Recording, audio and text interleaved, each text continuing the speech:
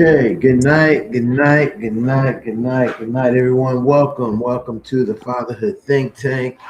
Um, I'm Dr. Ron, Fatherhood Think Tank orator. Tonight we have an interesting, as always, an interesting topic tonight. That is a series for the rest of, I think, for the rest of the month. So the pros and cons of consensual fatherhood. This is part one. Normally, my discussion is usually about non-consensual fatherhood, and a lot of times I talk a lot about that. And um, brother, good brother, Johnny Gaspar, the, one of the major sponsors of the Father Think Tank, wrote something in our group chat at the band app. So again, if you are trying to get connected and be a part of what goes on behind the scenes of the Fatherhood Think Tank, you can connect with the band app. The band app will let you know what's going on when things are happening. You can definitely look on the advertisement down at the bottom, hit the link and join the band app. But he put in there this week about, we talk a lot about, what fathers who don't want to be fathers. And I'm glad to see some of the fathers here tonight, because I think tonight we're going to take our conversation to another place of the pros and cons of consensual fatherhood. And I talk a lot about consensual fatherhood because I have to talk so much about non-consensual fatherhood and where that balance is out. But as we're getting started tonight, I'm going to get the fathers who are here, people who are going to be on the panel tonight, to introduce themselves. And then I'm going to just run through our sponsors for the night show and then get in this conversation. So go ahead, start it off, introduce who you are, the number of children you have, uh, short like that. Good morning, gentlemen. Good evening, gentlemen. My name is Lionel Are you in Light. France? Can you hear me? What's going on, fam? Yeah, we can hear you. Okay, my name is Lionel Lightborn. I'm a father to 5 or 7 young adults, 3 young women, 4 young men, 1 granddaughter and 1 grandson. It's always a pleasure to be here. Peace and love, everybody. My name is Aladdin Ken. I have 3 little children, 2 girls and a boy, ages 6. It's my oldest, 5 and 3. Great to be here. Good evening, gentlemen. My name is Ed Tenney, and I am a father to 3 grown adults. I have 2 grandbabies with 1 grandbaby that's due next month. I'm glad to be here and looking forward to the conversation. All right, good evening, everybody. This is Leonard Ross. I'm the father of 3, one 18-year-old, one 13, about to be 14, and a 12-year-old. 2 girls and 1 boy, and the man in the middle. Thank y'all for having me this evening. Hey everybody, my name is Femi Fakinlade. I live in Maryland. I'm a father of 2 boys, magnificent boys, age 16 and age 13. I'm here with one of them now from track practice. He's very tired, but nonetheless, I'm here. I'm happy to be a part of this conversation. Okay, great. Let me, before we get started, I just want to always recognize what the catalyst to allow us to have this show. I think it started, and I want to go through those. We'll start with our main sponsor. That is JAG, the JAG Attorney at Law, our main sponsor of the Fatherhood Think Tank. He is a start member of the Fatherhood Think Tank. Get that on the stage. Attorney at Law, Mike J. Brow at West Palm Beach. He if you're trying to get in touch with, looking for law services in in the area, you can hit Johnny A. Gaspar Esquire, j.gaspar@jag1law.com, number 305 827 8087. We also our partnership partners through Omega Psi Phi's Fatherhood Initiative Program. We start with our initial one, Fort Lauderdale Q's Zeta Chi chapter, Fort Lauderdale, Florida.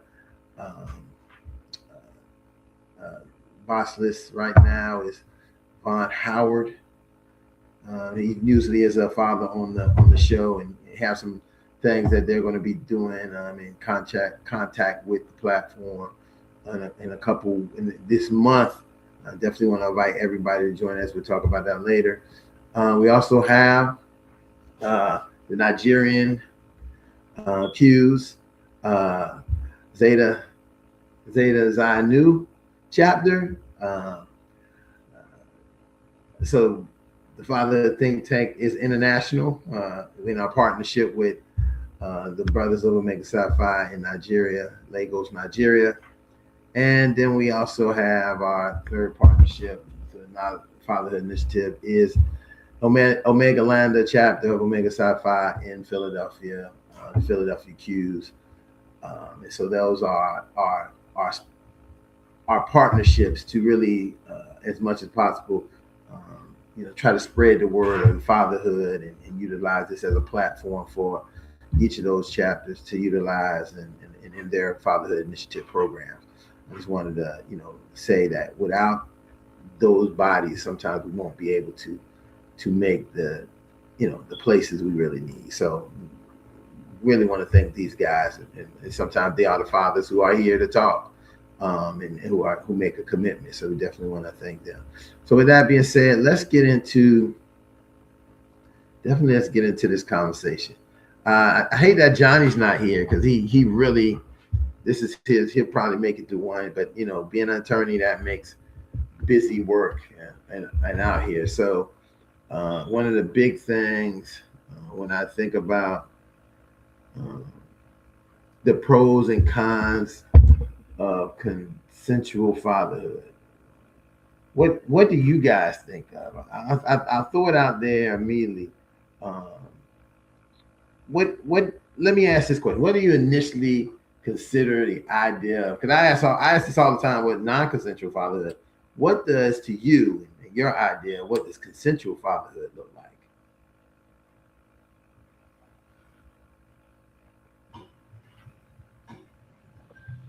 Well, I'll go first. When we talk about the word consensual, to me that means not under duress. Something that I agreed to be something that I agreed to. So, in terms of fatherhood,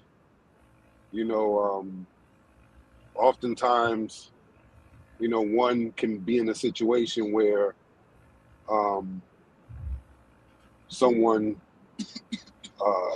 is, well, I'll put it this way, where parenthood or family was not planned. And sometimes, a lot of things are forced, or not forced, but are not agreed upon. Like, okay, we have a baby on the way. Okay, you want to be a father, or are you ready? Or no, I'm not ready. So that's, to me, that's a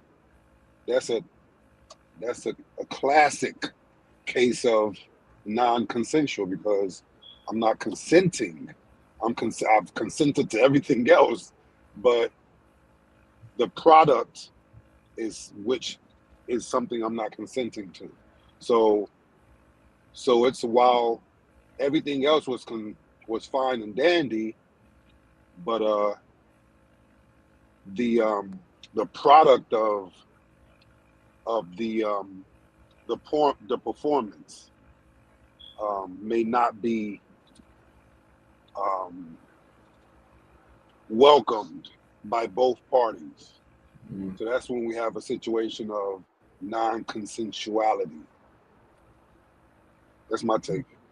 Oh, that's great. Yeah, that's great. Come on, guys, don't be shy. I mean, All right. I could jump in. Go ahead. What's going on, Dr. Ron? How you feeling today? all right, good, my good brother. Good. So I think what's important is probably understanding, what the situation and the context is. I know we always talk about context and things about the nature of how did one become a father, or did just merely fatherhood essentially happen to him. So when I think about specifically fatherhood, and I think about what we see specifically in the Black community, and what we understand about fatherhood is how men become fathers. Like, what is the criteria? What is the situation? What is the circumstance? Rather than just having a baby, right? Because those are two completely different things. And I think is in terms of trying to differentiate between the two, so we can come to an understanding of what does it mean then at that point to consent to become a father, right? Because in some cases, we hear all the situations from growing up in the neighborhoods that we've been a part of, and the situations that we've heard in our counterparts and friends, and we understand that there's more complex and it's more layered, right, than what we understand in terms of the mainstream discussion of what we hear in the public about fathers being absent, right? So the question is, were they ever fathers, or did they just have a baby? So I think it's a little bit more deeper, and I'm sure we're going to get into this conversation. But I think for me, it's just consensual fatherhood is something that has to be genuinely informed and agreed upon amongst both parties. But really, if the man himself is ready to become a father, or he's just having a baby. So that's my take. It's good. Yeah. Ron, you in this topic. You just won't let it go, would you? You just won't let it go, would you, Ron? All right. I didn't come up with it. No, I didn't come up. It wasn't me. I just listen. It was sent to me, and Johnny wanted to put it out there, so I say, hey, let's get it going. Okay. Well, I think when it comes to fatherhood, I think we blur the lines between, and I think we vicariously use and can use consensual as a, okay, two words here. You got consensual and consequential. And so when it comes to fatherhood, we're saying consensual, but sometimes I think we hide behind consensual because of the consequentials, things that comes along with it. And so I think fatherhood is not so much consensual, but inevitable. And here's why. Unlike, we actually carry that child way before their mother carries that child. I think it becomes consequential because parenting doesn't even happen until we initiate it. And so if that is the fact, and I mean, that's just the order. And I'm just talking about just the order if we're going to go on traditional order and not talking just this male hierarchy or all that other stuff like that. But I'm just talking on the just the biological order of things. Fatherhood in its conceptual state starts with us, right? Because and I think if we took, because if you're just saying you're just having sex, then you're using procreation as a recreation. That's still going to be consequential. But if we was actually making love like we're supposed to, then love will give birth to love, which is a man and a woman give birth to a child, and that's how it's supposed to happen. Now, order doesn't stop because we become out of order, right? And I think that's our problem. We think because order is supposed to just give us a break because we out of order. And this is where the consequential, not so much consensual, but the consequential come. And so I think we leaning, when it comes to men, we don't have what they call which is your topic. We don't have a consensual problem. We have a consequential problem. And That's what we're more up against. Not a consensual, because you're saying, oh, I don't impregnate this woman, right?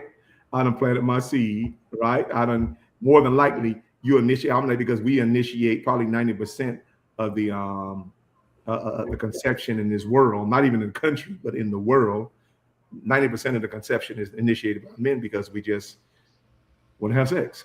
That's basically it.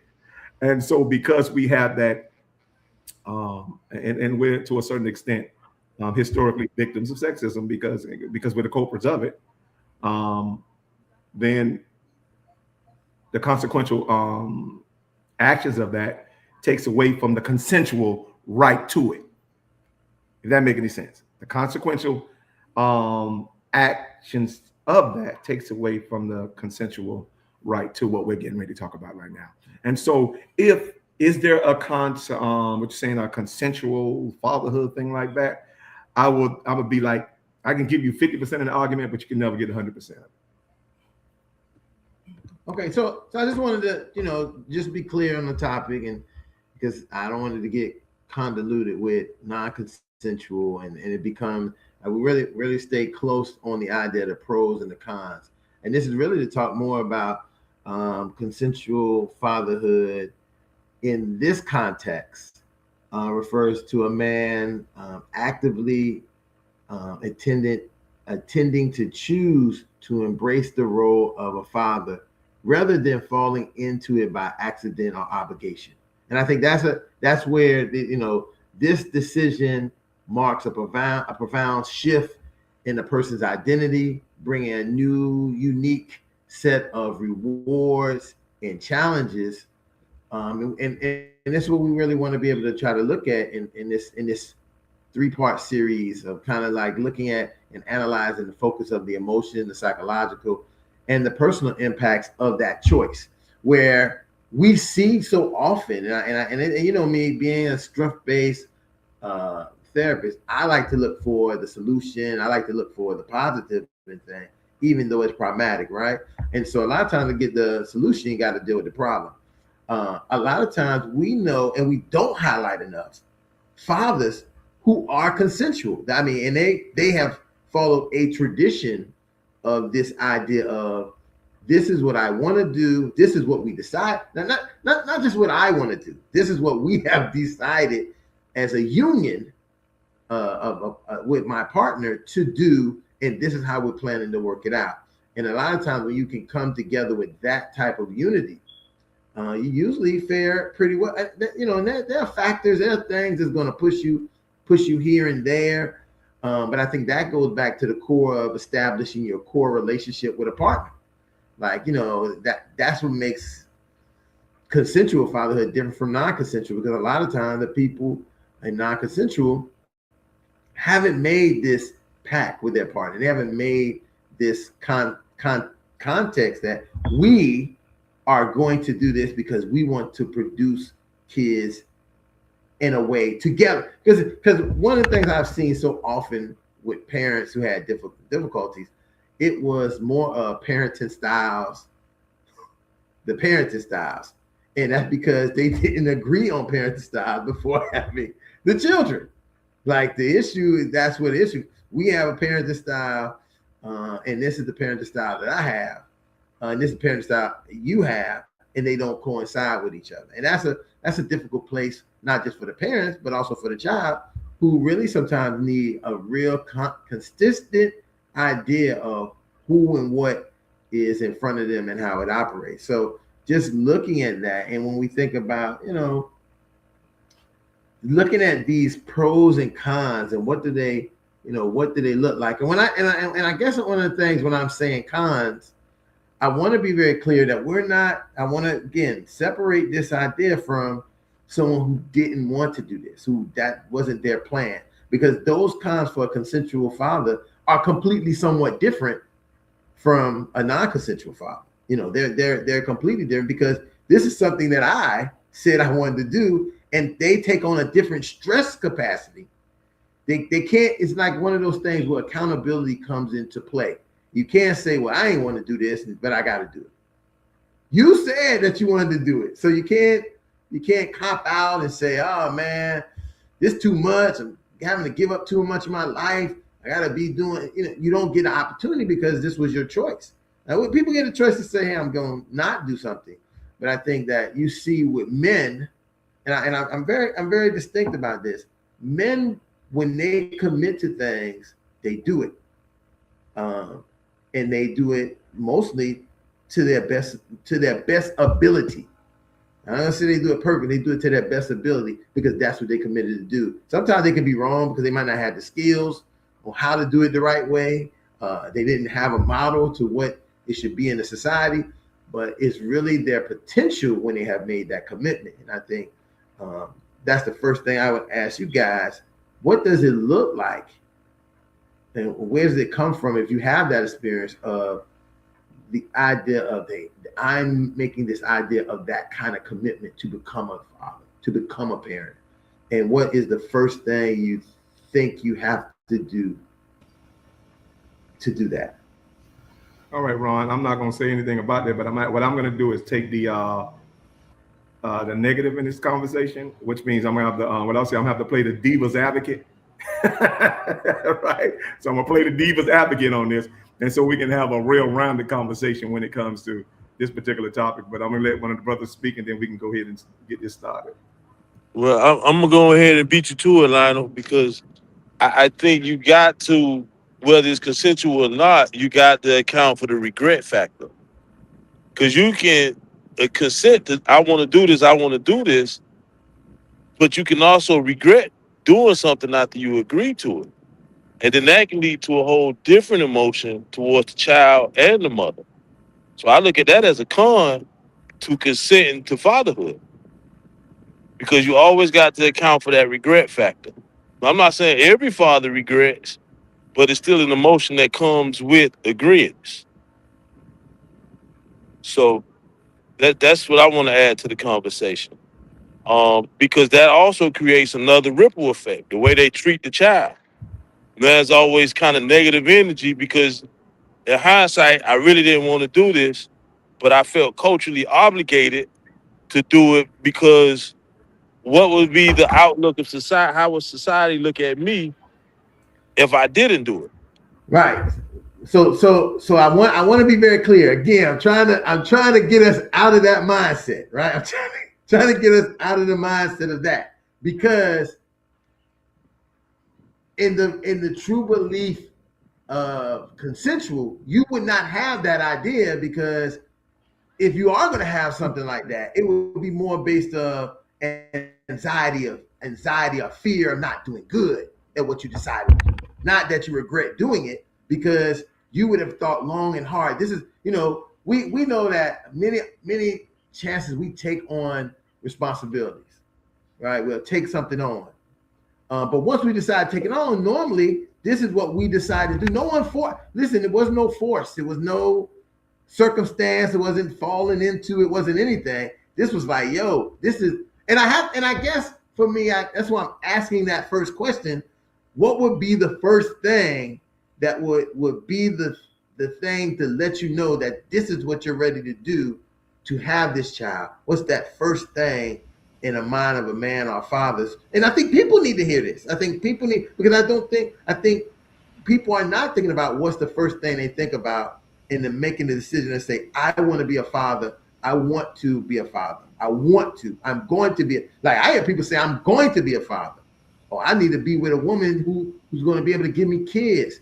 What is that in the mind of that father who is saying those things? And what based on your experience, or maybe some knowledge you've heard from somebody else?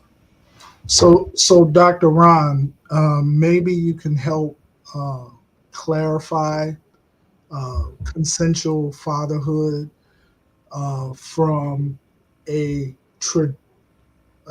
traditional social construct, whether you're married, or this I wouldn't say it's a new construct, but the non-traditional aspect of consensual fatherhood. And the reason why I want to make a delineation and between the two is because generally, under the traditional sense, you get married, and the idea of getting married is for procreation. And that there's an assumption that it's understood that when you get married and you're, of childbearing age, that we're going to procreate, thereby automatically consenting to fatherhood.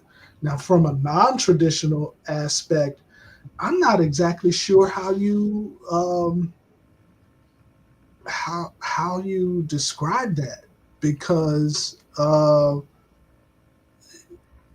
man, I just don't understand the concept of wanting to be a father outside of that traditional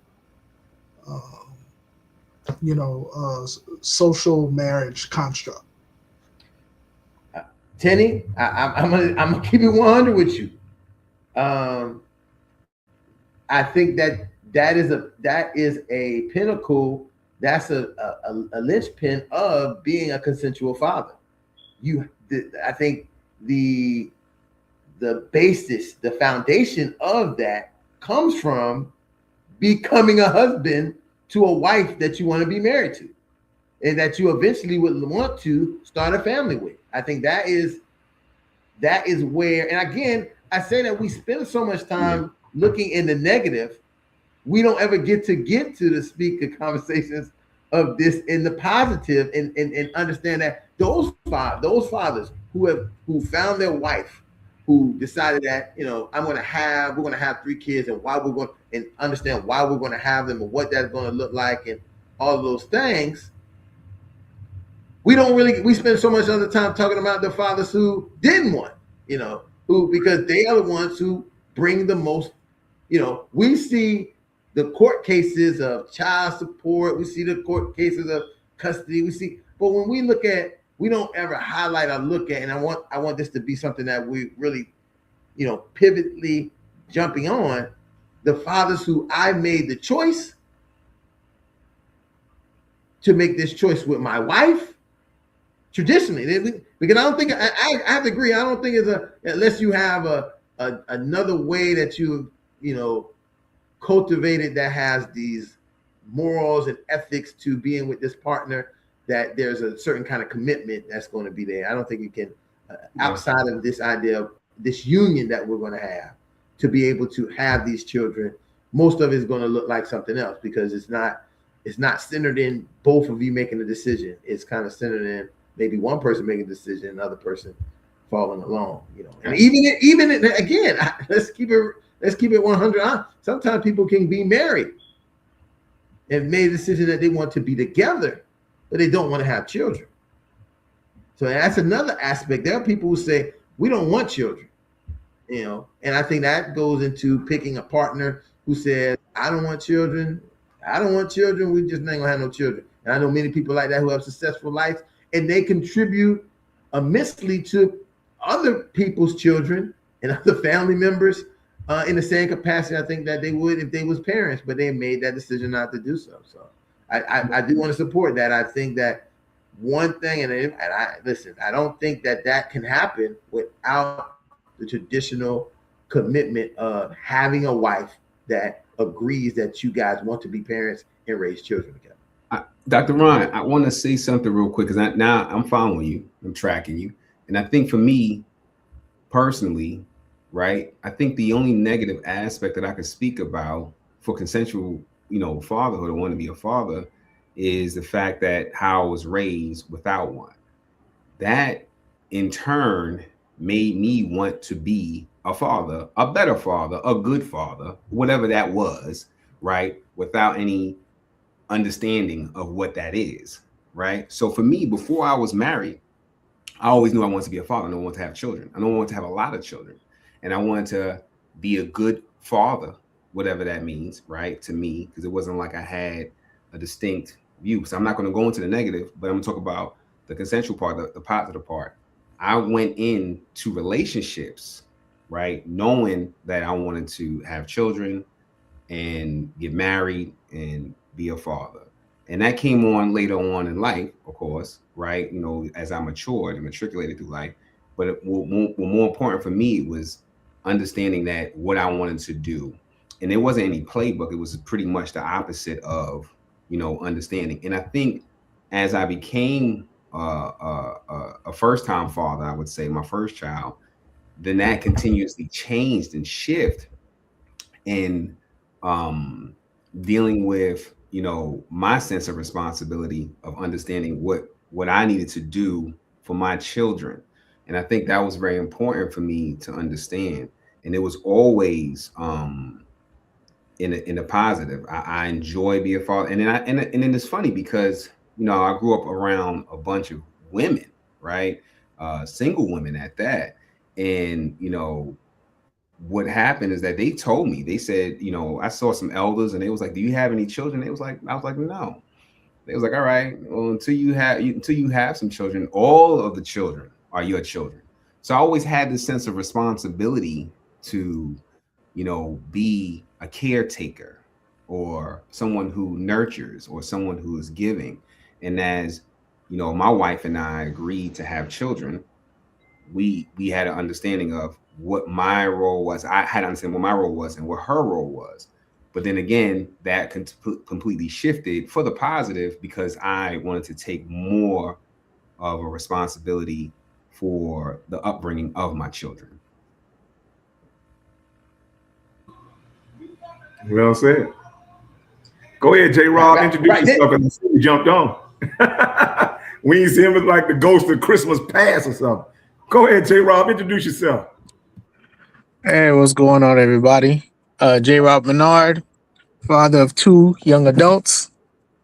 I guess that's it for now.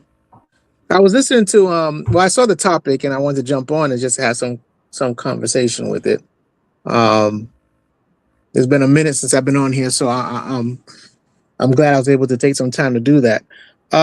But when they talk about consensual fatherhood, for me, it's all about accepting a responsibility, right?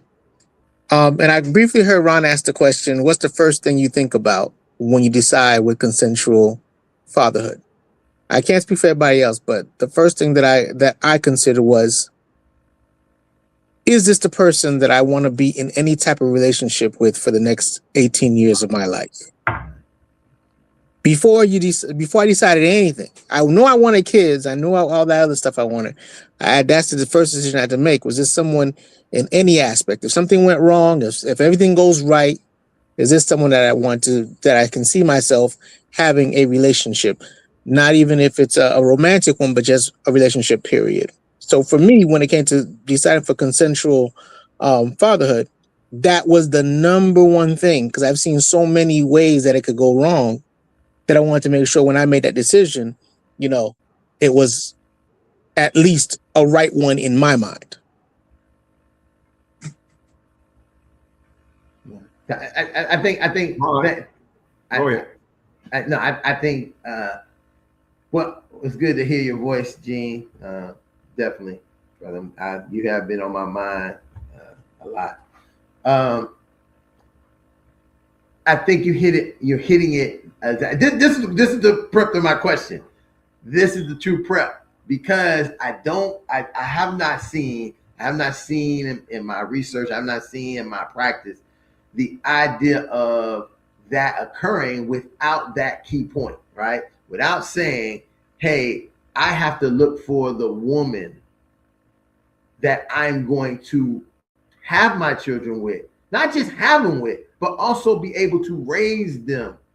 And so that takes time to find out if that person and yourself have the same capacities, morals, ethics, connectivity,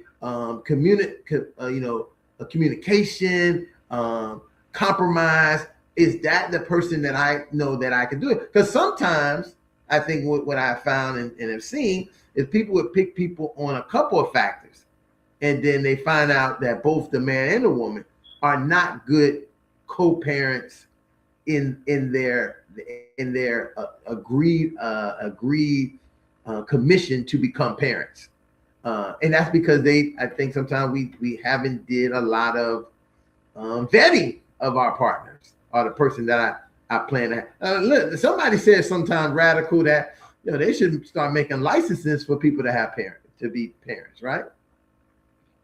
This is in a radical society saying, hey, people got to apply for a license to have children, and any children they didn't have, any children came out of the opposite way would be confiscated or something of that nature. So these are, it's radicalness, but I think that we look at the core, and when we look at the successes, I think that definitely what Gene presented shows some of the success from beginning to end from that aspect. I'm not going to say they're the only success, because I think that human beings have a wonderful compassion for change and development.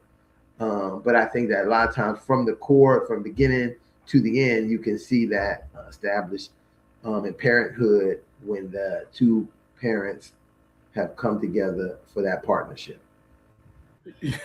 Now I'm putting on my divas. I'm going to play the divas advocate right now, Ron. All right. Okay, here we go. So I'm listening to you, right? And this idea of this consensual fatherhood sound more like it's the equivalent of how women have their mind made up for fairy tale weddings. It seemed like a fairy tale fatherhood, what you're saying right now, because it seemed like almost everything almost have to be perfect for the male, for him to make the right decision, right? Even though he's not globally, and I'm just being blunt, he's not globally conditioned to be so. And so he wants all this right from the woman, but not even conditioned to give right to a woman. See, so then we're not talking practically right now. And that's what's going to make this consensual thing a fairy tale fatherhood, because everything you just explained, it's more of a what we willing to receive. And we haven't explained anything that we're willing to give right now. And so when we talk about fatherhood and parenting in general, number one, we're not giving ownership up to the fact that certain people don't get the right to be consensual anything. When it comes to being a parent, for most women, it's not consensual, it's circumstantial, right? And so now I think we tend to, particularly as men, and I always say we do have that male privilege, contrary to popular belief, just to sort of show as sexism exists, we have a male privilege. And we tend to understand and create narrative from those privileges. And so we're saying consensual, but for the most part, 90% of women having children is circumstantial. And so when it comes to parenting, and the two P's, because parenting, when you think parenting, the most important thing when it comes to parenting is the ability to pivot. You like that one, Gene, because I know that's your word. And so as parents, we have to pivot. As a matter of fact, you can't be a parent unless you pivot. And so we have to be already willing. And I think if we tend to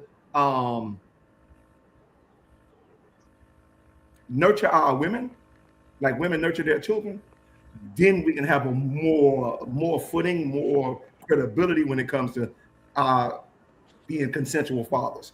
But we're saying being consensual fathers, and nobody's saying, I'm like, hey, how you gonna be a consensual father or consensual anything if you haven't first consented to being a husband and securing that woman first?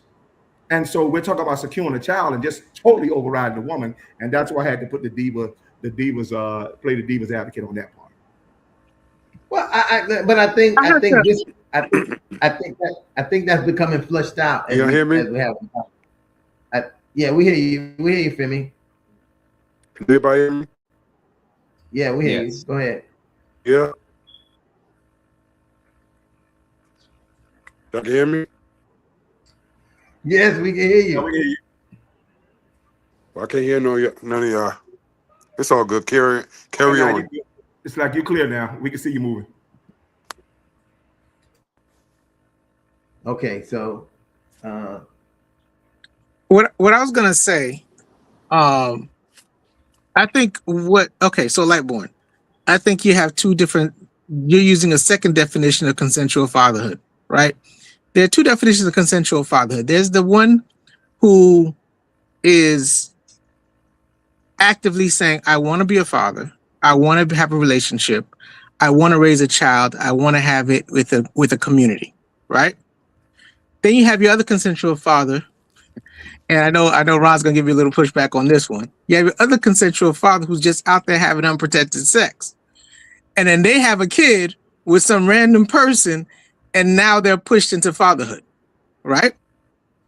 With what you're saying, like, Born, I think that's absolutely, Jen, you're absolutely right. That you ain't gonna get no push. That is exactly the two. Listen, these are exactly the two people we're talking about. So Lightborn's given that second definition. For me, when I think of a consensual father and the planning to have a kid, all that he says is taken into consideration. As a man, there's a level of responsibility that you have, right? And once you decide to become a father, those responsibilities become a little bit greater, because now you have to understand that I'm going to be placed in a role model position. No one else should be a role model for my child. I should be the best role model for my child. So you are putting on those pressures. And I heard someone talking about that a little earlier, about the pressures that you put on because of the fact that you now have consented to be a father, right? And so when I think about consensual fatherhood, I always think about that first aspect where I feel like I'm in control because I've chosen, and the person on the other end has also chosen to be that person, to allow me to be the father with them. You understand what I'm saying? Meaning the woman that you choose is going to understand that her needs are being met and your needs are being met before you even decide on that next step. And so that type of consensual fatherhood is 100% a give and take situation.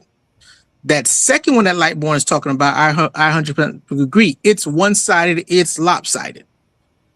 And sometimes in that sense of consensual fatherhood, it's forced upon you. Although you say, it's not, I didn't want it. I told her I didn't want kids, but you didn't do anything to protect yourself from not having kids. Absolutely. So you then place all the responsibility on the other person and losing all accountability on yourself. And so those are two separate conversations from what I think with the original question that Ron was asking in the beginning. You see what I'm saying? That makes sense? No, that makes sense. Yeah, I see exactly what you're saying. Go ahead, Tini. Yeah. Brother Jim. And I think... I'm sorry. Go ahead, Ron. No, go ahead, Tini. Well, I was just going to say, in your deference to Lightborn's second definition, I can't legitimately call that consensual fatherhood. If it's pushed upon you to, be in this position, that's not consensual. That's like being standing at the cliff, being pushed off, and then saying, "Oh man, I just want to see over the side of the cliff. I didn't want to jump, but you're gonna push me off," and you're hollering all the way down. To me, that's not consensual fatherhood. Yeah, but it is because okay, see what you're saying is Lucy. he took Tini, what you're saying is I'm the guy. Okay, I'm gonna take your analogy. So you stop short for the view, someone else comes and push you behind, right? From behind, so you start to fall. What if you took the first step off the cliff and someone just touched your shoulder as you went down? You decided to jump. Just because I touched your shoulder as you're falling doesn't mean I pushed you. Now, when you're looking at the second definition of the consensual fatherhood, you decided to have unprotected sex. No one forced you. Now, if you are drugged or you are somewhat in a situation as a male and it's thrust upon you, that I agree 100%. But if you knowingly and willingly decide I'm going to sleep with this woman, I'm not going to use any protection, and the results are going to be the results. Whether it ends in a pregnancy or it doesn't, that's going to be the result.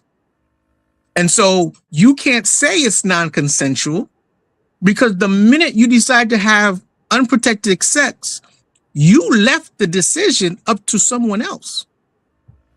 So you consented for them to have the right to say you're a dad or you're not a dad. Okay, that sounds.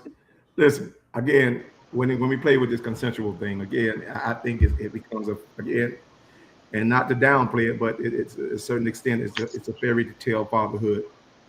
And here's why. So, because you're talking about more so of we talk about from what we want and not from who we are, right? And a lot of this stuff stems from who we are, not what we want. And so what we want sounds real good on the surface, but who we are is where the sound good starts to dissipate. And so the circumstance is not so much about who we want. The conversation sounds real good. It's the commitment. And so the conversation is what we want, but the commitment stems from who we are. And that's what makes parenting so circumstantial, because we can't separate ourselves from who we are versus who we want. And that's where the conflict starts to happen within us, not with nobody else. The conflict was always going on with us, within us, way before we transfer it off to anyone, for that matter. But again, I'm just playing devil's advocate, so y'all bear with me. well, I want to piggyback a little bit off of that, right? Because, I get where you're coming from, but I don't necessarily agree with the fact that if you decide to have unprotected sex, it makes it consensual. Because what if you're a 14, 15-year-old just being immature and reckless, and then you have unprotected sex, and now you're a teenage dad, and your parents say you got to take care of this child, not because you had the maturity capacity to want to be the father, and that wasn't the plan. You were just trying to get you something. So I just think at the end of the day, consensual means I agree, and regardless of the circumstance, are you agreeing to be the father? Because you can't have a child without unprotected sex unless the condom goes. So are you agreeing, whether it was with or without protection? Did you agree to have this child after you find out this person was pregnant? And I think that's where you define is, did you make a consensual decision to be a father? No, that's whether you want to shirk the responsibility after that consensual. Because what are you gonna say if she comes up? Let's just say let's do it like this. You have sex with a woman. She agrees to have sex with you. Later on, she says, you raped me. What are you gonna say? The sex was consensual, right? So now I'll take your example as a teenage dad. We talk to our kids, or, parents talk to their kids about safe sex. Don't go out there having unprotected sex. We don't say it because of mainly pregnancy, but we do say it because of the diseases that are out there. You never know. You want to make sure you protect yourself. And a result can be a baby. You as a teenager, you want to have fun. You want to be reckless. You go and have unprotected sex. You have consented to allow, and this is what what I want you guys to understand. You have consented to give up your decision whether she becomes pregnant or not and becomes a mother, to her then saying, if I get pregnant, I'm going to decide whether you become a father. So you've allowed that power shift to change, which your consent, you've now given someone else the consent in that situation. Whether you're a reckless teenager, whether you're a reckless adult, any age. Because any guy would say, hey, man, I was just out there having fun. I'm still in college. I'm trying to live my life. She's trying to knock me down. Man, she just wants me because I got a good job and money and I got a car. I got all this. There's always going to be an excuse on why another woman has decided to make you a father. But the first decision on whether she has that authority is on you. So once you give it up, you have then said, I consent for someone else to make this decision for me. in that scenario. Again, I knew we can draw him out. I knew we can draw him out. Just we just get it good. I knew he'd come out the woodwork. Look who in the house. Please introduce yourself. Is that for me? You know exactly who it's for. Ron spoke you up earlier too, talking about he hoped you would be here. Well, now you here. Yes. Good evening, brothers. Good evening, viewers. Thank y'all for being here. My name is Johnny Gaspard. I'm a father of 2 grown adults that's still in my pocket, but I love them dearly. I hope they call me on Father's Day the way they call a mama on Mother's Day, but I'm gonna leave that alone. But I'm sure they will. And grateful to be here. Brother Dr. Ron Osborne, thank you so much for running with this topic. I shared it with the brothers in the band app, and I was very grateful that he put it on. I got caught up today, unfortunately, so I couldn't come in earlier. But when I saw the title, I was like, okay, Ron, like my idea. I love it. I'm going to run with it. Listen, I didn't look at, and I'm hearing Gene just say what he said. Because I've been hearing Ron on this non-consensual fatherhood thing for a while now. So to hear Gene's perspective after Brother Ross just talked was a little different.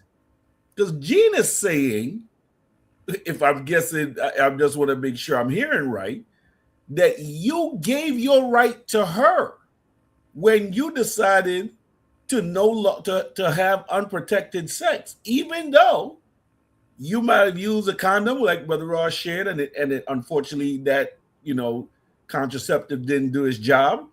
But you gave up your right when you went ahead and had unprotected sex with her and told her to go ahead and make the decision because she's the only one that can have the baby. So I never thought of it that way, Gene. He kind of messed my head up with that one because I was definitely on Dr. Ron's side, and I'm still there somewhat with the non-consensual thing. But that was a very interesting turn on it. And I just wanted the reason why I thought of this topic, y'all, there were so many things that I've been seeing lately on TV, social media, where men, whether they're married or not, go in and have these relationships with women, and they end up having the children being born of it.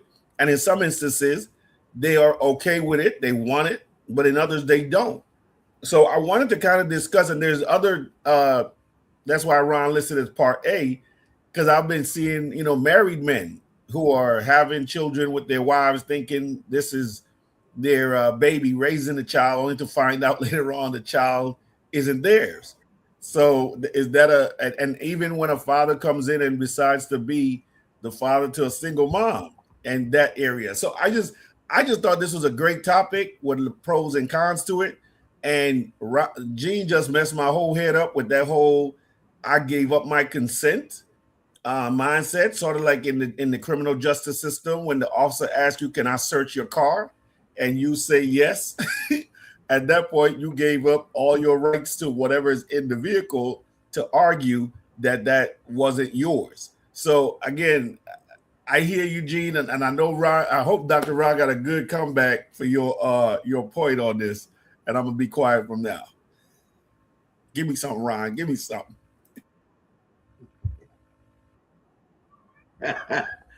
Well, listen, I'm trying to stay focused on the consensual aspect of this, right? And not get twisted into going to put out my doctoral thesis and start busting stuff down. I'm trying to stay neutral of that. But I hate to say, in many instances, I have to agree with Gene in a very large aspect of what he's saying. And this is why it is so important. I think that as men, and I think Dr. Kinley was here earlier, he was saying that when the first thing you got to think about is when you're going out to look in this idea of sexuality, women, people to be with, and you know that you want to, because I think a lot of men, all men want to have children. The problem that you must make the mistake is that you may not want to have children with that person. And so that's where your non-consent comes in. Consensual is, oh, this is the person, because I can think of, there's many men, I think, out there who have children, and okay, I won't even be even more wild. I'm just going to speak from some context of experiential things. there are men who have children, who have had children with women, and they were not happy. That's not what they want to do, but they fulfilled the obligation, or at least in the idea that they could feel the obligation and responsibility. And later been with the woman that they wanted to have children with, even after those childbearing days was over.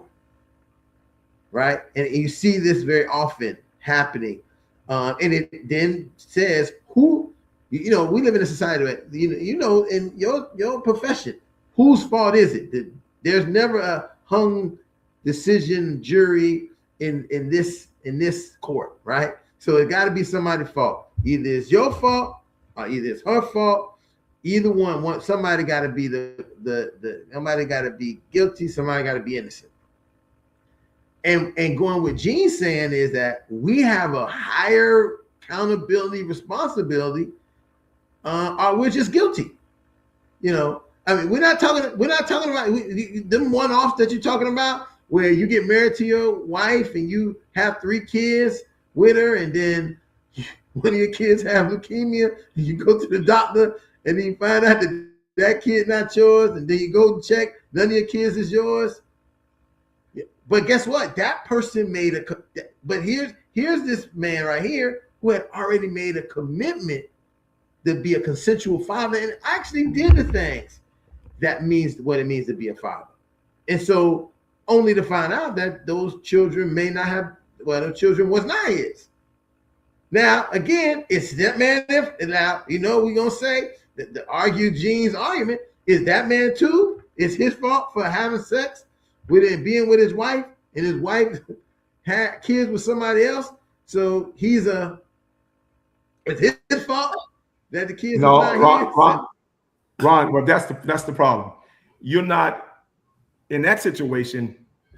You just actually explain, when you talk about the pros, the very definition of a consensual father.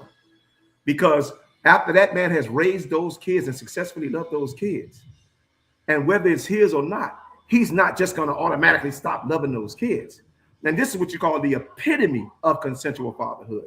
Because after that wrong is doing, and you can still come to a right with those children, that's consensual fatherhood.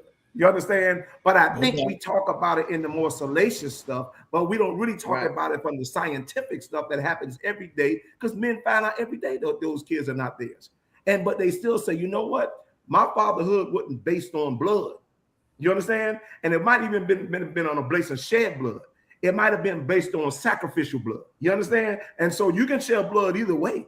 We can either shed blood or sacrifice either way. You understand? As long as you have a shared bloodline, be it biological or sacrificial. That's the way I see it. And I see men do it every day. I see grandfathers do it.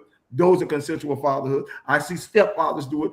Those are consensual fathers. So when we want to talk about consensual fathers and the pros of it, then we need to highlight the men that are successfully consensual fathers. And to piggyback off what Lightborn is saying, which I agree with that 100%. It's one thing to say, I want to be with someone, like I was saying before with the definition. I choose the person I want. They choose me. We're in a relationship, committed, and we have kids. But then that true consensual father, to take it one step further, is that stepfather. The one who comes in and says, I'm choosing to be a father figure to this child. I know that it's not mine, but I want to be there for that child for the rest of his life.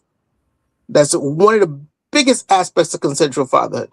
Now, the second phase that with Ron's scenario and what Lightborn touched on is that father who later on finds out that those aren't his kids and still continues to be a father through the deception of the person he thought was 100 with them from day one, right? Mm-hmm.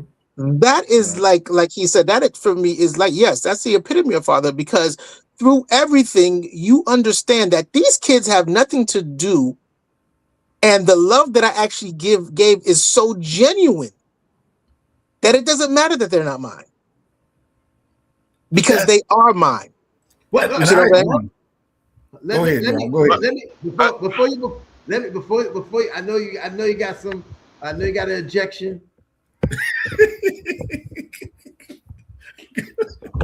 They want to bring in some other evidence, but let me run this down, and I think this is important because Lightborn brought it up and Robert reinforced it.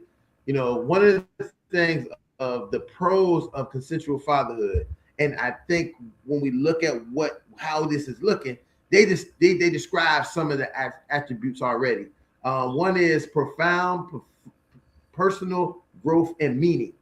So if you're going to be a consensual father, one of the pros is that you have profound personal growth and meaning. You have a deep emotional bond. You want to improve health and lifestyle. You want to increase empathy and emotional intelligence. You want to strengthen relationships. You want to leave a legacy. Those are some of the pros of consensual fatherhood. And I think that based on what they just said, those things are there. That man that scenario, that crazy scenario that we gave, that finding out the kid's not his, this man would have did all those things. These would have been the foundations that he stood on when he made the commitment to be there. So no matter what had happened, right? No matter what he found out, these things still, the blood wouldn't have changed anything because it was him. Like I said, and I said this earlier, when we have made the commitment to say this is what we're going to do, we stick to it no matter what happens. And I must agree with you on that, because one of the biggest thing of that scenario that all y'all just referenced and talked about is a mental space and a spiritual space that allows you to look beyond the faults of one person to still love on somebody else. But we're not just talking about loving, because each of you men here and those who are fathers that are watching know that fatherhood isn't just about me showing you love, but it's a financial commitment. It's a spiritual commitment. It's a time commitment. So even though I know, and especially if those children are younger, okay, it's one thing if they're older. I've already, unfortunately, I got to bite the bullet on this because I done did it for 18 years.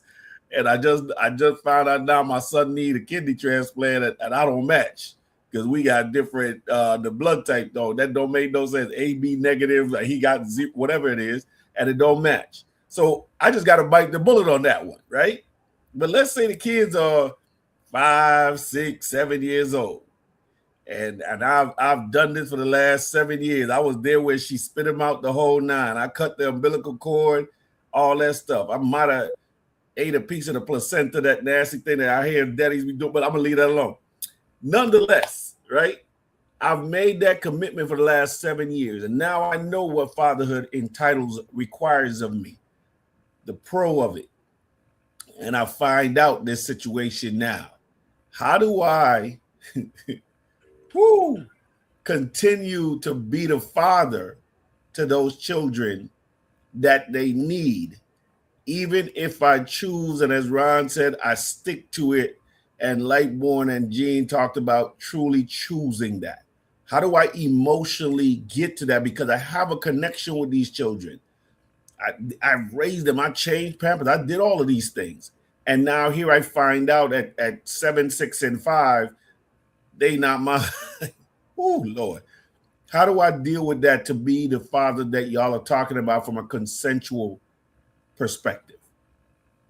Well, what you just said was well, you just really said it. The answer is in your question, right? Because you already emotionally there. You understand? To change the emotion will be traumatizing. You understand? It would take more to change than to actually be who you are, because you're already there 5 years. So you got 5 years of experience of guess what, doing something healthy, which is loving those children. 5 straight years. And to do something that's contrary to that is where all the trauma starts. And so psychologically, you won't be impacted because the child is not yours. You'd only be impacted emotionally by her, not them. Because your love for them is not the same thing. Your trauma and your emotional trauma didn't come from them, it came from her. And so once you start to sort things out, and we prioritize, and we do, just because, and it's just like in a regular relationship. When our relationships don't make it, we don't take it out on the child. We don't separate from our children. We just find a way to, guess what, pivot with the mother, and so we can continue to pursue what we was already doing with those children.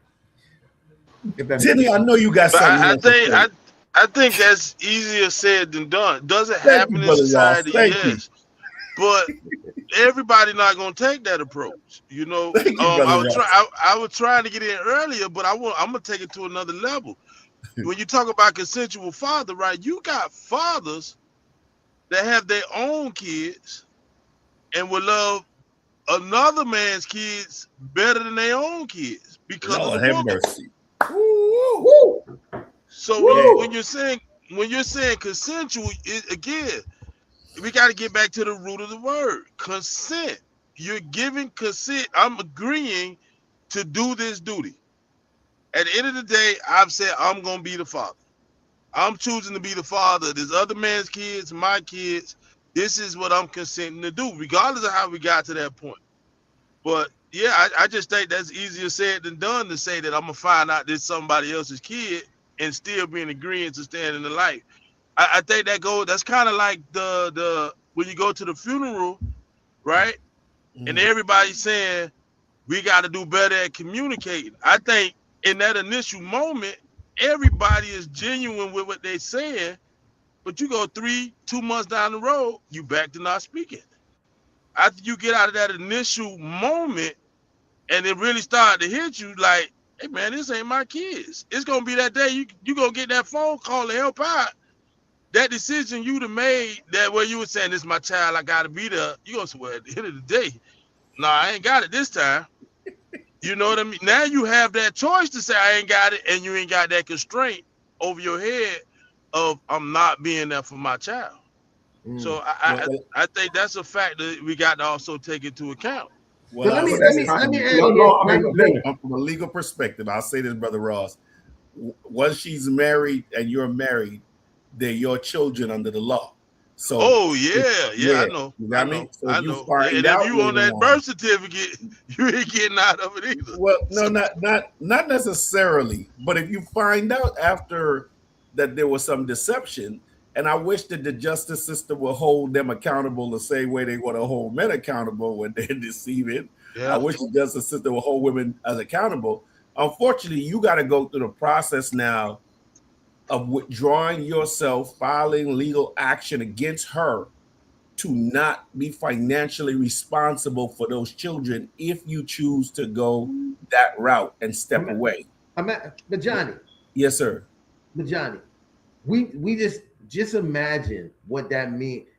Listen, imagine what that really means to a man who is a consensual father. That is so difficult to even begin the process. True. Because I think it was already said that this man knows consciously it is not the kid's fault. Listen, many of the non-consensual fathers.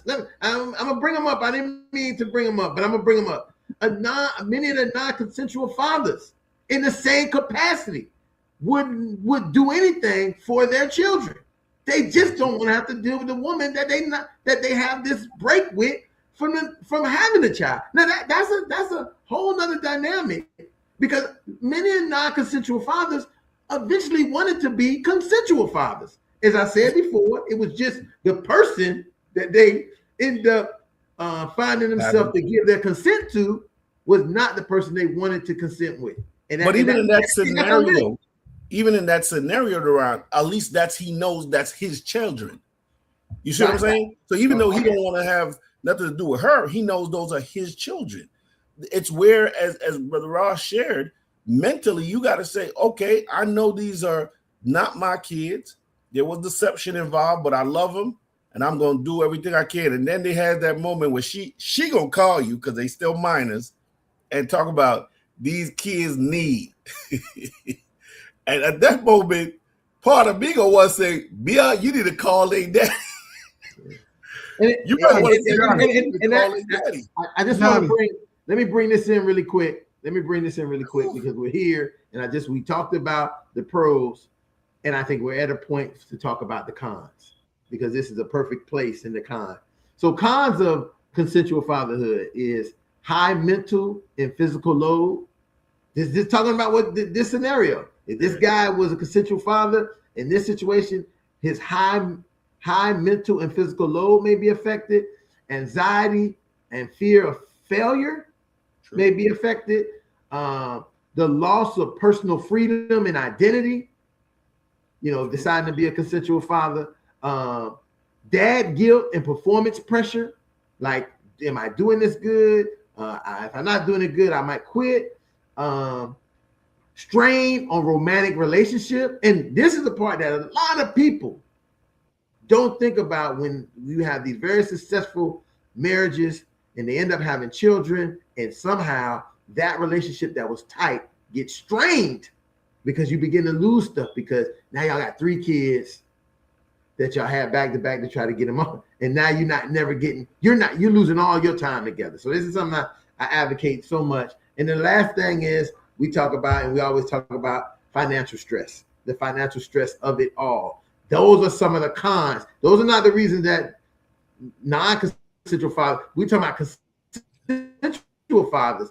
These are some of the cons for them in dealing with being this consensual father. And so it plays in opposite of the pros. Go ahead, Teddy, you were gonna say. I'm sorry, Teddy.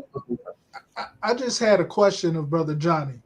So, out of the cases that you have dealt with, where the father finds out that the children are not his, what percentage of those fathers still continue to be unforceably in those children's lives, sacrificing their time, their talent, and their treasure to these now non-biological kids? I'd be interested to know. I ask that because when I look into myself, I would not have the capacity to be able to continue in that aspect, to be honest. You're 10 years in though, Tenny. You're 10 years in. You done been to Little League. You done graduated elementary school, or going to almost, you did kindergarten. You went to the graduation. You went to all the PTA meetings. The kid is 10 years old. He got your name. He junior. My God. You gonna just call it a day?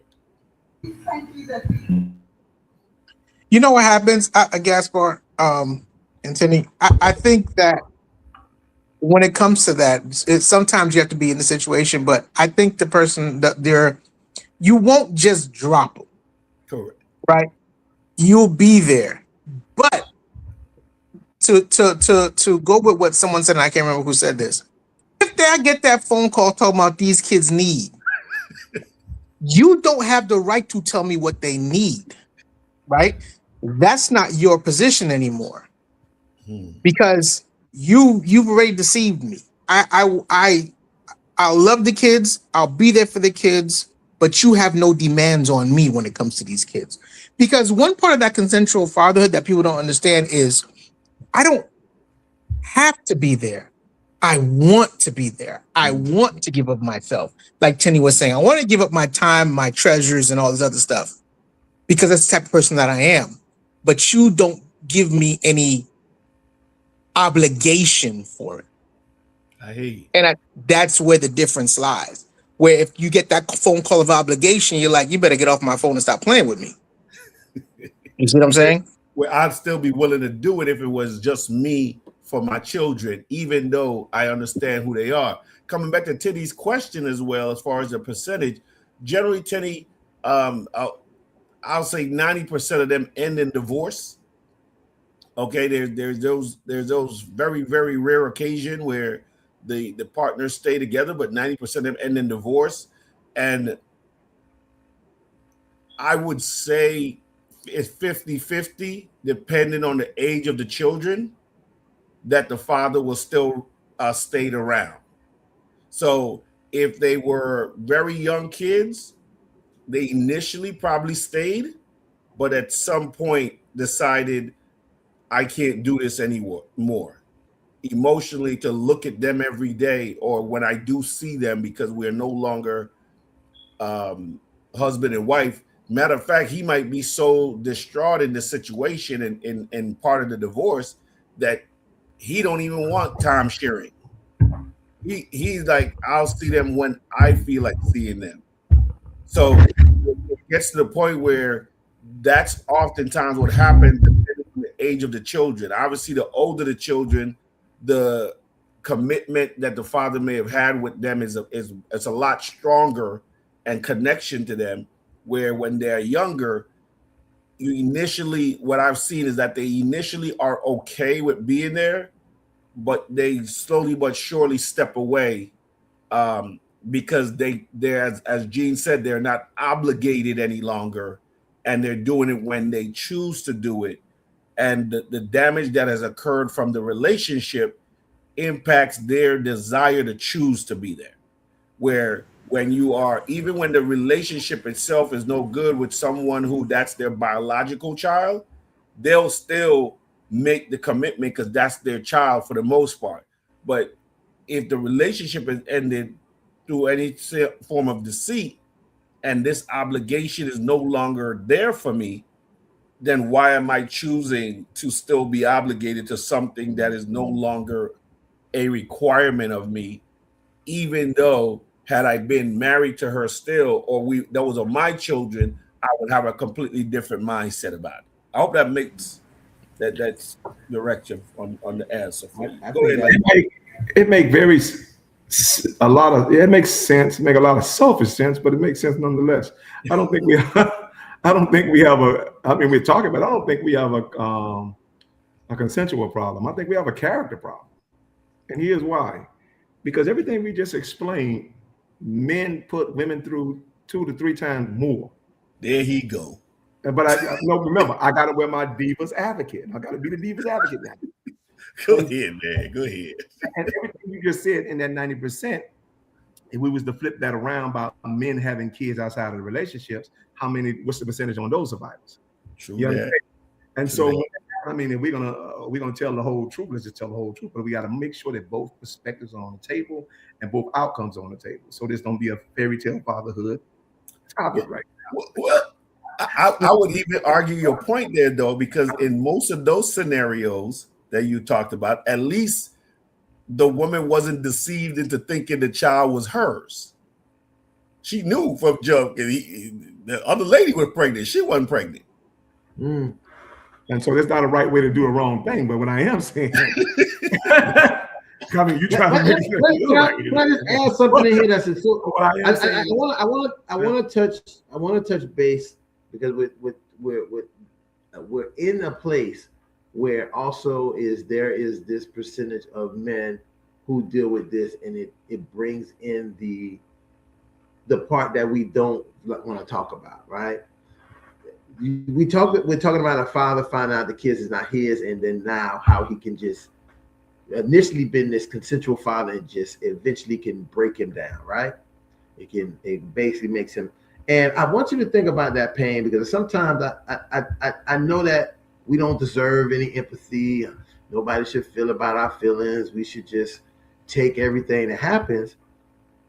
But what happens to those non-consensual fathers who, and when I say this is the same thing sometimes for them, and not the same way, but the same pain, the same agony that they sometimes have in the capacity to say, hey, I wanted, at some point, look, my idea, consensual fatherhood has been taken away from me, right?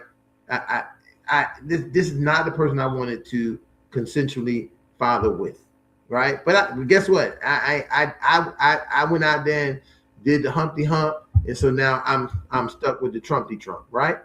And that's one thing. But that same those men, if we want to give men feelings, we want to say they can have emotions, that also sometimes become a pain for them. So the obligation that comes all the time, because there is this obligation for many men, once they get a woman pregnant, regardless if they want to be consensual or not, is accountability, responsibility. So there's a large majority of men who go and say, I want to take on the responsibility. Right? They go and say, well, like the large majority of teenage pregnancy young men, very few of them say, I'm out. I'm doing something else. Unless they don't have control over their own life. And their parents send them off to the military, or the parents send them just like the mothers do. Just like for the mothers, they send them somewhere else so the dude can't see, or the woman can't see anymore. But that doesn't change the pain that those people have about this situation, because it's like it is almost in the capacity of something that you wanted being taken away from you. And so now you'll say, hey, okay, it was taken away, but I'm going to go with what I got now and make it work out. The problem is that you're still harboring that dissension that they took it away from you. You know what I mean? Like that's what becomes. And so you try to work it out. Many of them try to work it out, try to make it, make it go the way it can go, make it things happen, be good with it. But they begin to deal with, these things of, I initially didn't want this. I now agreed to take it, and now look what's happening. I'm trying to be this now. I'm trying to change my non-consent to consent. And every day I turn around, I'm getting the blowback of reminding me that I was put in a non-consent situation. So the obstacles happen, and so the obstacles keep coming up to you, right? Even though you're trying to be consensual. And so, if I wanted to be consensual, I can't, because you're not the other person is not treating me consensually. Like if I was consensual. So I didn't have a choice. I decided to try to be consensual. And now the person is treating me like I'm non-consensual. So I decided, I was already non-consensual. I tried to be consensual, and you treat me like a non-consensual. Like almost like not even non-consensual. Like I was just, that I did something to you. And I think that the point that I tell people is really we did something to each other by not being mature about our sexuality and how we activated our sexuality. It's no longer I did it, I can blame them, you can blame me, because we also have shame and pride that we don't want other people to know about what we do in the secretness of sexuality and how we do and what we didn't do and all those things. So we then would always want to display the most admirable part. And we know in this society, victims will always get passed. If someone is a victim of somebody, they always get a pass until you find out, she was a victim. And again, she was a victim of him getting pregnant, and then he acted crazy. Then they tried to work it out, and then only find out 10 years later, they ain't even got them as kids. So he was non-consensual. He tried to become consensual, was put into this bond of like, well, you're not really because as much as it's for us, that it's not the person we want to have a child with, those women also find out that we're not the people they want to have a child with. So it's not a one-way street, like we control everything. It just looks that way because we are in a man's society where it allegedly is said that we run what happens. It's a man's world. But it wouldn't be nothing without the woman's touch. And so that touch is to make the decision to say, hey, this your baby or not your baby, or I'll keep it or I don't keep it, or I'll make this comfortable for you to be a consensual father, or I'll make you a non-consensual father. Either way, they have some control in this whole situation that we have to be very clear in understanding that, yes, men need to take their responsibility. They need to understand their part and role, but it is not a clean sweep that, the woman and women in this situation don't have to do anything, or don't have to take on the same accountability and responsibility, because they'll say, I'm stuck with having to be a parent, I have to raise a child. But you don't have to do it alone. You don't have to. True. In many instances, I'd be willing to risk my professional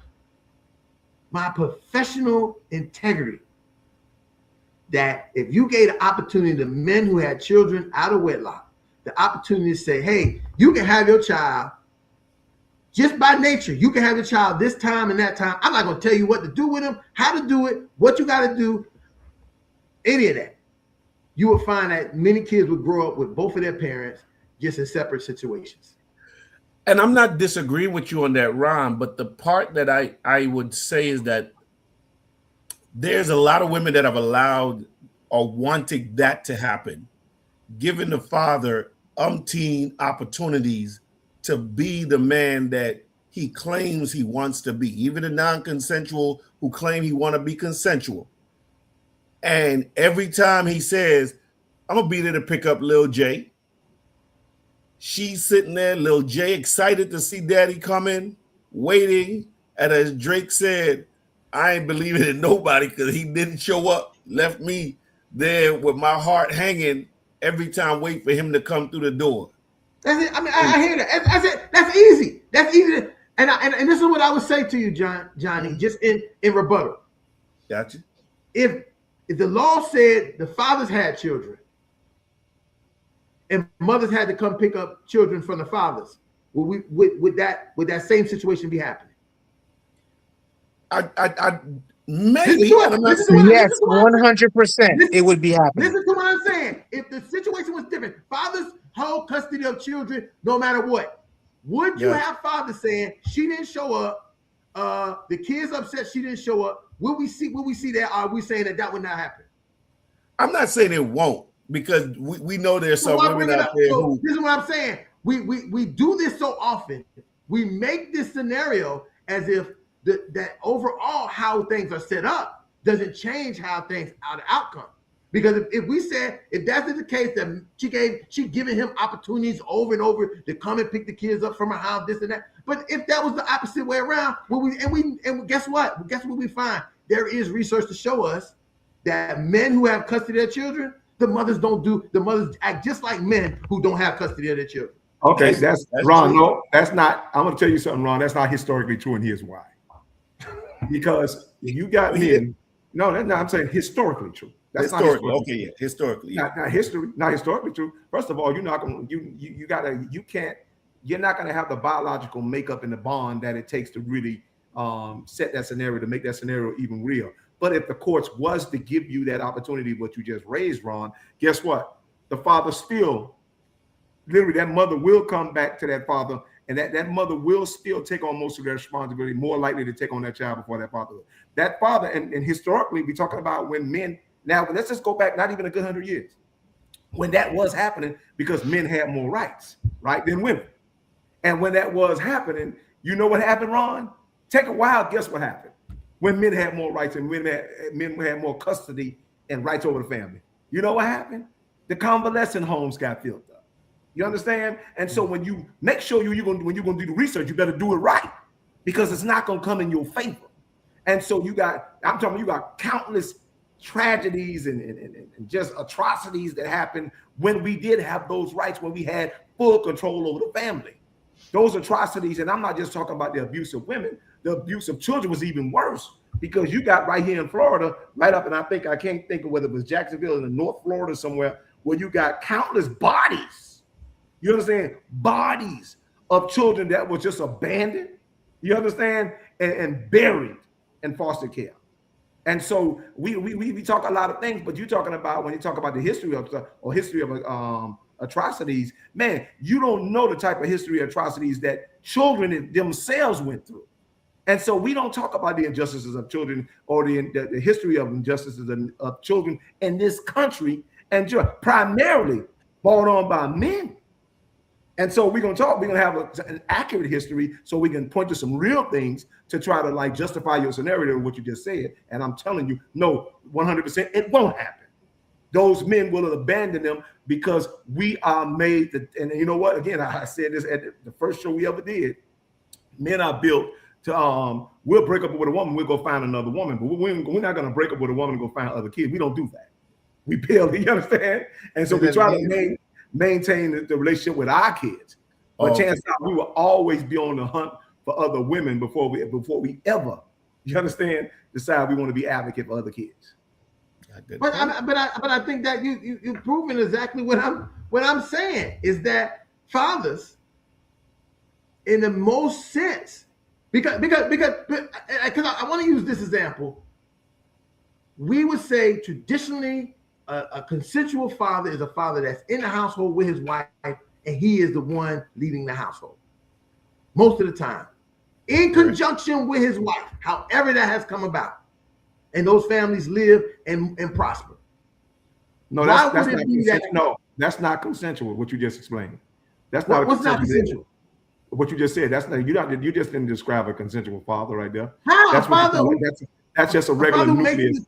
That's a nucleus family. I think somebody said it earlier. A consensual father is somebody who just simply wants to be a father. I can go with that definition. Oh, okay. So once again, here's exactly what I'm saying. So the idea that if a man can be a consensual father, he will do the best job at it. Correct. But if you say you need to be a consensual father, but I'm not going to allow you to do it the way that you need to do it as a man, it's not going to happen. It's much easier to go start and get other kids, to not have to deal with you trying to tell me how to do what I need to do. Because without a doubt, we know that parent alienation is real. True. So I'm bring this one episode of the woman who told her kids that their father molested them for years, and then found out that she only told them that the man had never did anything. The man went to jail. The man did he never did anything to his kids just because he no longer wanted to be with her. And I was saying, these things happen. For why? For what reason? Well, oftentimes we've talked about it's a relationship. Well, we already know it's a relationship thing, not necessarily a children thing in those scenarios. So we to your why to that is pretty straightforward in those scenarios. But what I was saying in reference to the consensual fatherhood and all of the things that you talked about in reference to his obligation and his requirement, when you talked about the father being in the house and being the being the leader of the family and being there with his children, it's interesting how Lightborn didn't necessarily agree with that being a consensual fatherhood situation and only described it as a nucleus family and said a consensual father is one who wants to be there for his children regardless. So if he's there because he's being a husband more than he's being a father, is he a consensual father in that scenario? Or is he just there? Is he a consensual, like we've talked about with many men that are in the house, but they're not really fathers, if that makes sense what I'm saying? Is he consensual? So like in a scenario where he's in the house, he's taking care of the financial needs, he's doing all those things, but he doesn't meet their needs emotionally. Is he still not consensual? Yeah, he's consensual. Yeah, I mean, he's consensual because he's still in the commitment of whatever the obligation you just talked about.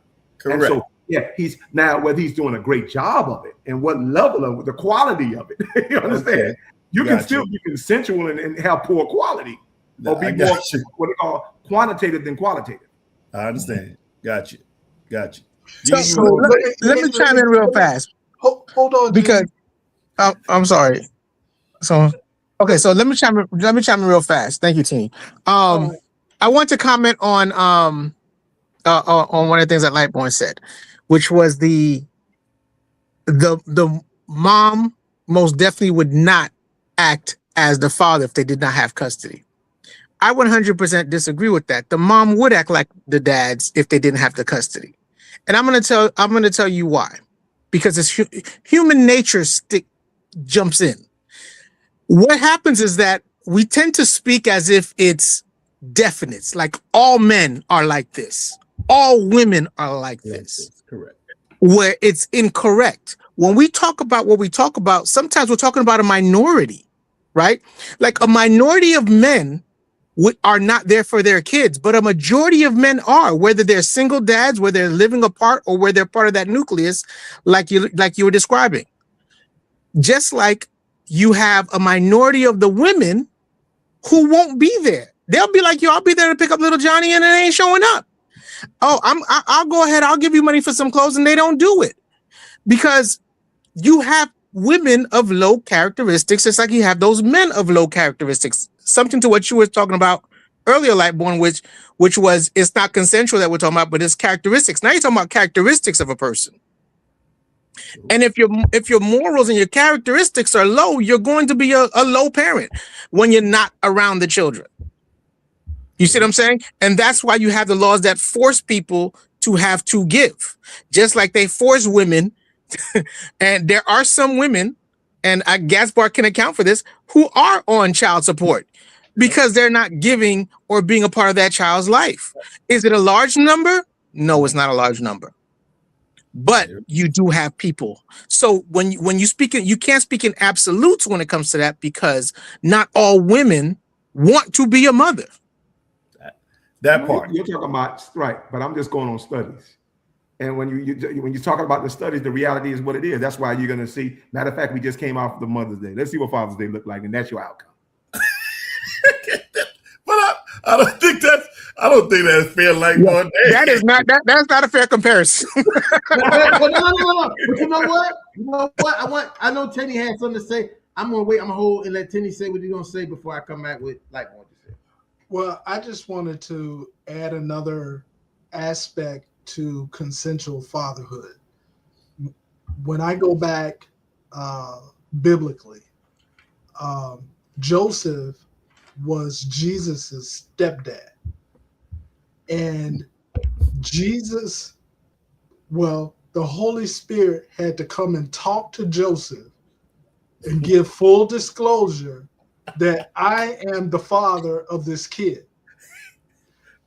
And that is, and I think there's a reason why God did that, because back in that day, for a woman to have a child out of wedlock, such as Mary, Joseph was the epitome of consensual fatherhood, because he knew that God was giving him the responsibility to be his earthly father, as a representation of a father. Now, I don't know, the scriptures don't say that there was an immediate consent to dealing with Mary being pregnant. Correct.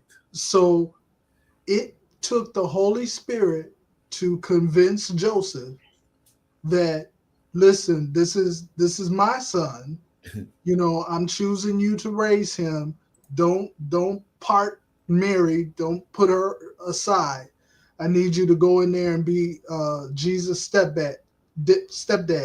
And he did. And God blessed him with the ability to have other children. So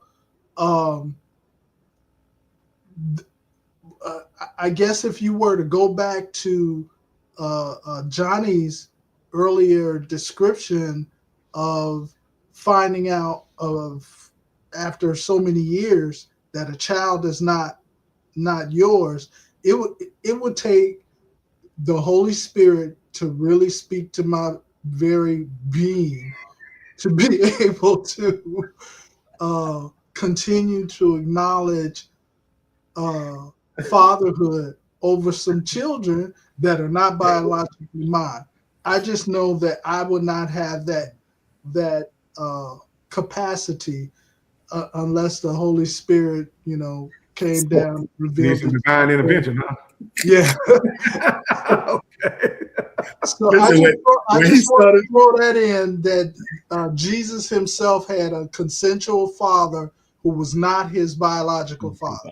Amen to that. Amen to you. He said God had to send me a sign. Listen, when Timmy started that, The moment till he started the Jesus with Joseph, I was like, oh, Yeah, he you know, was yeah, like, you oh, was. I would I need know I that wasn't touching Holy that. Spirit.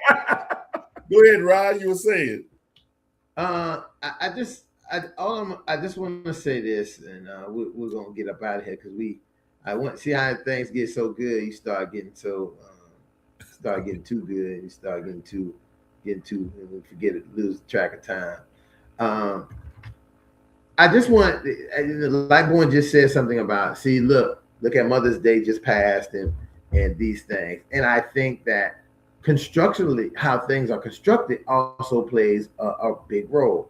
I think Gene said that it's the person's character.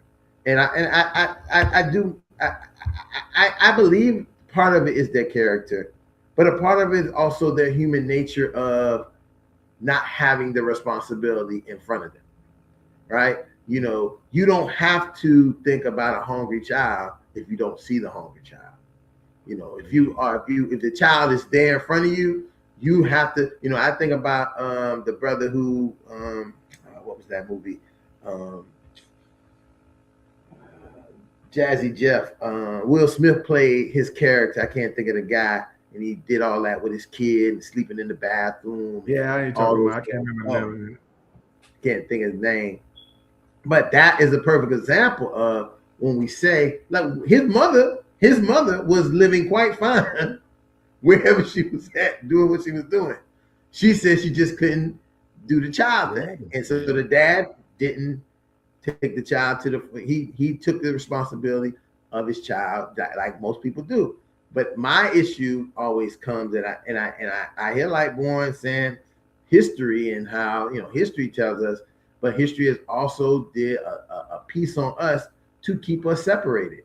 And this is clear. I've seen with my own two eyes that they will not give fathers. They'll send a kid to foster care. They'll send a kid to all kinds of other places instead of with the next of kin who's the father. Now I can only imagine, you know, in my own situation, if something would happen to my daughter's mother, how many other people might even be willing to give my child to besides me? No, that's and not. that's not kind of wrong. That's not even absolutely true. Ron and even Johnny know better than that. That's not. Listen, Johnny, please, Johnny, please, Johnny, please. It would depend on the father's background, his history. All of those things play a role in that being an ultimate decision. So, yay and no to what Ron is saying, that, yeah, there are instances where the father will not be given the opportunity because he may not be the safest person for the child to be around based on his history. But generally, what about the circumstances when and I'm just telling you what my own experience, not my personal, but my own experience of things happening to children, and fathers are not even informed. They don't even know. They find out 3 or 4 years later, and then they have to go get a lawyer to fight. And nobody in the court said, "Hey, does this kid have a father?" Oh, did these people? Matter of fact, you ready for this? That the father gets notification that he need to pay somebody else child support. some stranger child support. So I'm just saying, I understand that, yes, human beings do things, but we also have a system that does not in many instances, not just don't want fathers to be with children, but don't even want families to be together. And so I just want to make sure, you know, that's clear. And I don't want people to ever feel like in this context of our conversation, it's saying somebody's bad, somebody's good, somebody's this, somebody that. We understand all the social economical factors. We understand the emotional or relational factors. We understand all of those things in this conversation and know that it takes up for you. What you can do is what Gene talked about, is say, what's my accountability and how can I make this situation better? And with that being said, I'll say consensual fatherhood is a significant life decision that is not for everyone. But for those who choose it, it is often seen as a life-enhancing, demanding journey. It is a decision that requires a willingness to embrace change, sacrifice time, and manage high levels of responsibility, but one that can offer unparalleled personal fulfillment. And so that is the summary of tonight's episode, that understanding some of what consensual fatherhood is about and what it takes. We're going to take next week and look at another component of this idea of consensual fatherhood in a way that I think that is I hope it can really empower more. And we're not talking about non-consensual. We're talking about consensual. So we're talking about those fathers who made a decision and how are they being, because we spend a lot of time on this show talking about the people who are having a difficulty. Yeah. Well, I want to be able to help the people who not having a difficulty in their relationship, but might be having a difficulty within themselves, struggling to maintain something that they don't have a playbook for. They may not have even experienced how to do it. Or they're trying to figure out what's and you said this too, Lightborn, if they being good or bad at it. And that is subjective. You know, who makes it determine if you're good or bad at your fatherhood? In many instances, it can be subjective based on who the person is. Because your mom can tell you good, your wife can tell you bad. So, you know, who you believe. It's the person judging. But no, the person, oftentimes that person, that is derived from, it comes from the person. And usually you're probably, I think sometimes we're the worst judge of ourselves, and oftentimes we the fairest judge of ourselves. Yeah. Right. So it usually comes from yourself. So I'm not saying nobody's putting that on you. You know, listen, everybody know what they can do better. Now, if you ask me in certain instances of my fatherhood, I can tell you certain areas where I was great at it, and then I can tell you certain areas where I could have did better. So I mean, everybody, it is subjective, but it's not just subjective from the external. It's also subjective from the internal. No doubt. Again, I want to thank everybody for joining us tonight. You know, definitely we had Johnny here, Jag, attorney at law, our key sponsor of the Fatherhood Think Tank. We had tonight. We also had some of the members of the night. You guys don't know this, but those guys who had those names that you might not have been able to recognize, Femi and Dr. Kinley, they were members of that chapter in Nigeria, so they was here, having some conversation with us tonight. Again, want to thank everybody for joining us. Like, share, subscribe. Look, we'll be back next week, next Tuesday, 7 o'clock. See, I was good this week, right at 7. Was I on time this week, Tinny? Right on time. We're working to get it on time. But guess what? We're on time, but we leave. We're leaving late, but it was late because the conversation was way too good. We needed that time. And Black and Play. John Robert, it's good seeing you. We hope to be seeing you soon. We need that. We need your words of wisdom, because you really bring a slice of the knife in there, in there. So definitely thank all the guys who was on. Ross, Femi, I seen a young guy who's listening tonight, Marcus, Maynard, and all those. Definitely want to thank you for joining us, and we'll see y'all here next week. Fatherhood Think Tank, the 60 to 90 minutes of fathers, for fathers, about fathers, talking about fathers' issues. Thank you and good night. Hold up. What? Yeah, what happened to the chant? What's wrong with it? Oh yeah, my bad. Hold on. Wrong show, Ron. Wrong show. You gotta remember, I'm running this whole thing, so I'm trying to get a good blank boom bang. I forgot all about that.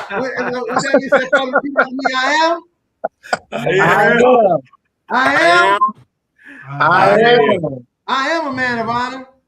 I am a man of honor. I